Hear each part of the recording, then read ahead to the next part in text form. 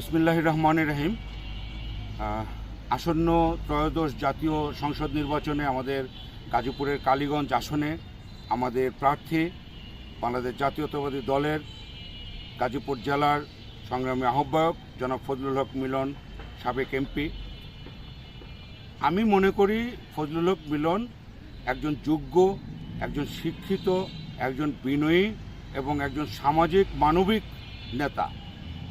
আমি যতটা তাকে চিনি, তার সাথে যতদিন রাজনীতি করার যে অভিজ্ঞতা, আমি মিলন ভাইয়ের সাথে রাজনীতি প্রায় ৩৫ বছর ধরে রাজনীতি করছি। সেই শুরু থেকে আজ অবধি আমার মনে হয় যে একজন রাজনৈতিক নেতার যে গুণ থাকা দরকার, সেই গুণগুলো ফজলুল হক মিলন ভাইয়ের মাঝখানে আছে।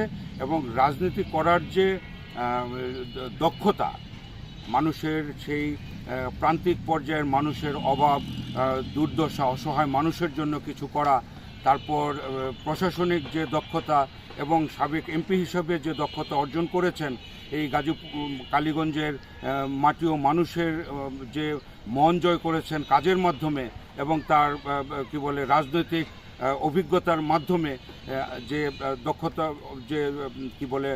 প্রমাণ করেছেন একজন রাজনৈতিক নেতা হিসেবে, আমি মনে করি যে তিনি সেই ক্ষেত্রে সফল। এবং আমরা অত্যন্ত আনন্দিত, গর্বিত। ফজলুল হক মিলন আমাদের নেতা, আমরা তার নেতৃত্বে বাংলাদেশ জাতীয়তাবাদী দল কালীগঞ্জে সুসংগঠিত। বিশেষ করে আমার বাড়ি মুক্তারপুর ইউনিয়ন বাংলাদেশ জাতীয়তাবাদী দল বিএনপির একটা ভোট ব্যাংক। আপনারা জানেন, সেই শহীদ প্রেসিডেন্ট জিয়াউর রহমানের আমল থেকেই মুক্তারপুর ইউনিয়ন বিএনপির একটা ঘাঁটি। এবং ফজলুল হক মিলন ভাইয়ের নির্বাচনে মুক্তারপুর ইউনিয়নের ভোটের ব্যবধানেই তিনি এমপি হয়েছিলেন। সেই জন্য মুক্তারপুর ইউনিয়নের প্রতি তার যে একটা আন্তরিকতা, তিনি অনেক সময় জনসভায়, মিটিংয়ে বলেন যে মুক্তারপুরের মাটিতে পা রাখলে তার মন শান্ত হয়ে যায়।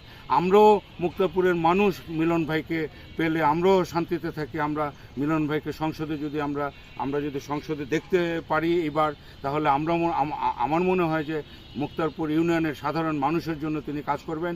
মুক্তারপুর ইউনিয়নে তিনি ব্যাপক কাজ করেছেন যখন এমপি ছিলেন।